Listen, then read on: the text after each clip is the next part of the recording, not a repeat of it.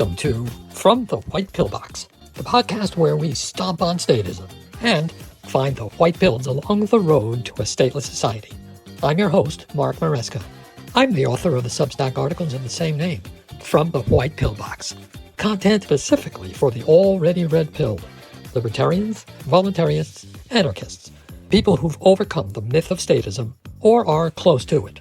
It's easy for us to be black-pilled, to believe evil will win. That's where the white pill box comes in. There are real-world reasons to have hope. Let's get going. Greetings all. Thank you so much for listening today. Today's installment is part 6 of our discussion about the myth of authority. Today we're going to start the topic of what libertarian strategy should actually look like. I'm going to start from the ground up using the insights of the previous 5 episodes and bringing it all together. So I strongly suggest you give them a listen if you haven't heard them yet. They're linked in the show notes. Okay, here's how this is going to work. As far as I know, the movement has never, or anyway rarely, seriously looked at the issue of libertarian strategy as a whole. And you gotta admit, for a problem as socially important as the destructive nature of statism, it seems odd we haven't started at the 30,000-foot level of strategic thinking. We haven't been more systematic with strategy. No one's stepping back and saying, what's the problem, the root problem? What are we trying to solve? What are the dynamics that cause the problem, that sustain the problem? Is it even solvable? And if so, what are the options? Instead, after we get red-pilled, we get excited to spread the word. Each of us sort of picks what they want to specialize in and dive in and try what feels right, best they can, without much strategic thinking. We let our motivation and passion steer our actions. So what it all looks like from the outside is a whole lot of people throwing things at the wall and hoping it sticks. I'll certainly admit I did that. Now, I do acknowledge that this is the nature of anarchism. It's bottom up. By definition, there are no political leaders deciding strategy. We all have different views and perspectives and preferences. And even the people you could name as intellectual leaders, well, they operate in their own specific fields, not necessarily in studying the movement as a whole. And even within their field of expertise, they are not strategic leaders. They're specialists. You can't expect a cohesive single strategy that all agree on. And that's as it should be. Still, that did lead to 50 years of what doesn't seem to work. So this is my stab at it. I'll start with, guess what? An analogy. I want you to picture a war room, a meeting among expert military strategists doing some serious planning to deal with a powerful enemy. We'll assume they have elite levels of competence at this. We're going to use our mind's eye to watch how they think, watch how they prioritize, watch how they strategize. But first, notice something. What are they not doing? Obviously, they're not diving in and starting random conversations and debating ad hoc opinions. Most certainly, they are not going into the real world and actually trying the first things that come to mind. They're not doing what we do. No, they are going to be very systematic. How? They will define their terms, identify exactly who the enemy is, determine the nature of the enemy, examine its strengths and its vulnerabilities, identify their own strengths and vulnerabilities. They'll discuss risks, timelines, and without question, they will define and agree on exactly what success looks like. Now, I don't want the analogy misunderstood. I'm using the war room analogy for its tactical and strategic value. But we're not in that kind of war. In that war room, violence is a key element in their toolbox. Yes, we're in a battle, but a battle of ideas. Violence has no place in this analysis. We are strategizing using ideas. We are communicating to others using ideas. If we ever see tangible success, it will not have come from the use of force. Yes, I understand defensive uses of force is justified under the non-aggression principle, but those are situational and individually chosen. But for us, in a strategy to change minds, violence plays no part. So, now, let's take a crack at applying a war room approach. Throughout this, I'll be making lots of important points. And again, a reminder that if some of my points seem unfamiliar, you'll find them covered in previous episodes. Let's start by being clear on our terms. The myth of authority. This is the false belief that political rulers have moral authority over us. The state. The state is essentially the embodiment of that myth. This means there's a direct cause and effect relationship here. The myth of authority is the cause, and the state is the effect. Okay, next, let's identify the enemy. Well, those definitions just now helped, right? The enemy is the myth. The state, of course, is a tangential outcome of that, but we want to strategically focus on the myth more because it's what leads to the state. Now, this may be the first key insight because it explains 50 years of meager results. The enemy was misidentified. We were close, but still missed. We focused on the state as our center of attention, and we all but ignored the myth of authority. Now we see it clearly. The enemy is the myth. Whatever we analyze or implement from this point forward needs to hold the myth of authority at the center of awareness. No, it doesn't mean it's all we talk about or think about. The thousands of details about the state that you're well aware of are great tools in our toolbox. But dealing with the myth of authority has to remain the North Star. It needs to be ever present in our minds. Okay, now let's cover the enemy's strengths. The strengths of the myth of authority are numbers. It has a hold on almost everyone. Next, it exercises a mental hold, the psychological hold of a cult, a vice grip on the mind.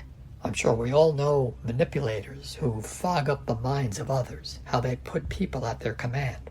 Well, the myth of authority accomplishes this big time. And that mental hold gives the state a major strength, free propaganda.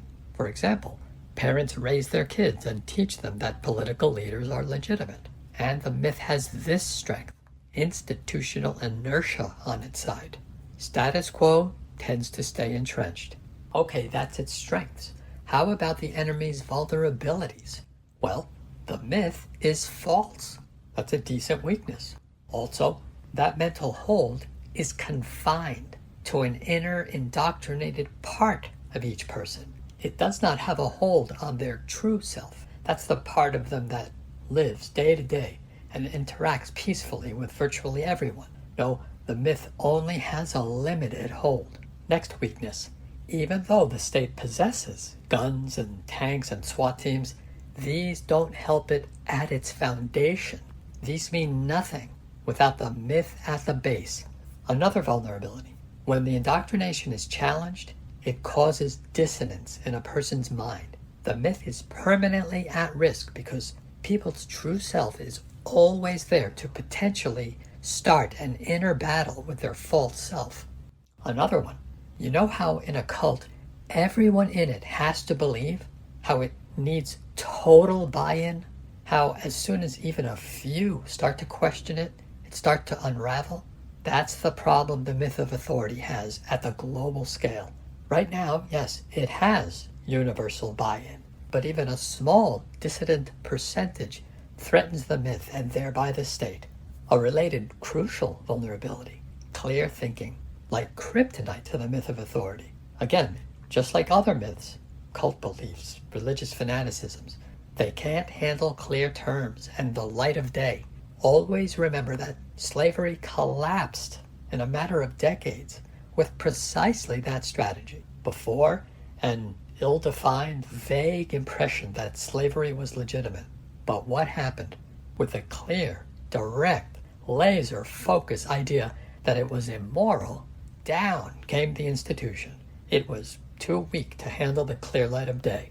That's statism. Next topic. What's our vulnerability? First, the obvious one. There's not many of us. Another, we've spent decades focusing on the effect, namely the state, and no time addressing the cause, the myth. So any change in strategy will come up against a bias to keep doing things the same way as before, repeat what failed in the past, keeping our eyes off the ball. And a related vulnerability we have, these psychological insights about the myth of authority are fairly new and unexplored by us. We're new at undermining a cult-like belief. Okay then, what are our strengths? Well, we have reality on our side, meaning man's true nature, aside from his indoctrinated part, is not wanting to be ruled. Basically, the nature of all humans sides with us, not the myth. Here's a good strength, a nice white pill actually. We don't need a majority. 5% of people over the myth is likely plenty to make a stateless society tangibly inevitable. I'll flesh this out more in a future episode on the transition to a free society. Okay, on to discussing risks. As far as the myth itself, it's obviously not a threat, only an impediment, so not a risk. As far as the state, well, for it to be a risk, it would have to understand how a strategy is in play to undermine its root cause, the myth of authority. Frankly, I don't see a threat there. Remember, the state is not a thinking entity. It's unlikely to detect a subtle psychological strategy of getting people past the myth. Next, timelines. This is unpredictable. It can go either way. For one, the whole planet is indoctrinated. We've had a slow 50-year start and should expect it to continue slow. Plus, there's so few of us. Plus, we've been off target all these years. But then there's this. The number of influencers we have today are far more than even 10 years ago, let alone 50. And then there's the awesome historical proof that other major social changes have happened quickly, like the end of slavery and the fall of the Soviet Union. And now to the hardest to describe. What does success look like? Well, it depends on the goal. But regardless of the goal, let's stick with the template of cause and effect, meaning some strategy is the cause, or at least can play a role as a cause, and the goal is our hoped-for effect. So suppose our goal, the effect, is an eventual stateless society, the biggest of the big pictures. Well, it's the opposite cause and effect of our problem itself, the myth of authority as the cause and the state as the awful effect. Don't want the effect, the state? Then eliminate the cause, the myth of authority. I can't emphasize this enough. Anarchy is what happens automatically and organically when the myth is absent. So, if your goal is no state, then your tactical strategy, the way to get there, is getting people over the myth of authority. Once again, I'm very aware that this point must seem beaten to death. Well, it needs to be. We've got 50 years of not doing that to make up for. Anyway, that's the big picture view of victory. Now let's discuss victory at the individual level. This means getting an individual person over the myth of authority. To do this, we use the insights about their true self and their false self. In particular, how the true self can be sparked to confront the false self, how their own psychological dissonance can be leveraged to help them overcome the myth of authority, which all means this: we actually aren't the ones making them overcome the myth. They are doing that themselves, like a kid slowly realizing there's no Santa. All we can do is plant the right seeds and then let their minds do the rest. So in cause and effect terms, the cause, or strategy, boils down to us planting seeds, speaking to the part of them that has a normal moral sensibility. The effect we hope this leads to is that seed germinating in their mind. But beyond the planting of those seeds, the effect after that is mostly out of our hands. And to be clear, I don't want to make this sound like we have exactly one conversation with people and that alone is supposed to be the planted seed. No, every time there's a conversation, a blog, a podcast, all of it is the process of planting seeds. Now, I also know that's not necessarily satisfying to people like us who like to see tangible results.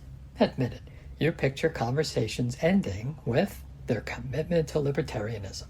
I get it, and I think any of us who have put effort into this movement experience that. And of course, it never happens. It can definitely put a brake on our motivation when we let it. I have two answers to that. One, look upon planting seeds as causing downstream ripple effects. Be encouraged it's you starting those ripples. Second, this is all necessarily a numbers game. So each ripple effect only helps that process. You know, there's actually some interesting and even white-pilling aspects to the numbers conversation. There's a lot to that, and I don't want to get too sidetracked here today. So I'll cover the numbers in an upcoming episode. As a preview, though, check it out. You know how we say that virtually 100% of all people have been indoctrinated into statism? We've never taken that claim and really looked under the hood, because it turns out that 100% figure is very misleading. I'll leave it there for now. Anyway, back to planting seeds. It's important to make that the goal, not converting a person on the spot. Otherwise, you feel frustrated as their objections pile up, and they're all over the map, and they don't relate at all to what we're saying. But we're frustrated because of our expectations. Instead, expect all that resistance as part of the cognitive dissonance from you planting the seeds. It's proof that their true self is doing its job, sending them down that road. The planting alone is what you want out of it. I can assure you, as they add up, this only helps your motivation. Now, related to this is the question of what you're supposed to offer them as an action plan in the event they do overcome the myth. Now, this is definitely putting the cart before the horse. Until they get over the myth of authority, getting bogged down in details actually only becomes a distraction. Still, it's valid to ask, if you actually do succeed in getting a person fully clear of the myth of authority, what's next for them? The answer has to be whatever interests them. Now, in all honesty, in most cases, it will be nothing. They'll go on with life, only with a clearer view of the state. In other cases, they'll take an interest. They'll become more of an enthusiast. But their specific direction will need to be based on their own personal preferences. If they're an intellectual, then be ready with references to scholarly works. Have YouTube videos ready if that's their style. There's no one-size-fits-all here. But don't lose sight of what victory looks like for yourself. It's no more than planting the seeds that send another person's mind on a path toward overcoming the myth of authority. Take pride in actually having administered the first doses to help them get immune to the myth. Okay, let's summarize what we've learned from the war room exercise. We've learned attacking or reducing the state doesn't work. Instead, the enemy is the myth of authority. Attacking that needs to be the center of focus. Yes, the state will be ever present in our selected strategy, but we can't lose sight of the center target. The myth needs to be mentioned explicitly and frequently. It's the state's key vulnerability. Getting people past it is indeed like an electric plug-in-the-wall outlet. It removes the power from the state. We've learned virtually everybody believes the myth. This is a challenge, but once it's overcome, the belief in Santa is over. We've learned you don't have to change people's nature. They just have to get over one myth. That's a great white pill, because that's all that's needed. We've learned the myth is highly vulnerable, since it's contradictory to people's natural true self. We've learned the fog has no hold on that natural true self. It only affects them insofar as their attention is on the state. And we've actually observed something. When we challenge the fog with even a smidge of clear thinking, it acts like kryptonite. Their natural true self starts up a battle in their minds with their indoctrinated self. We've learned this works to our advantage. That natural true self, it's on our side. It doesn't buy into the myth at all.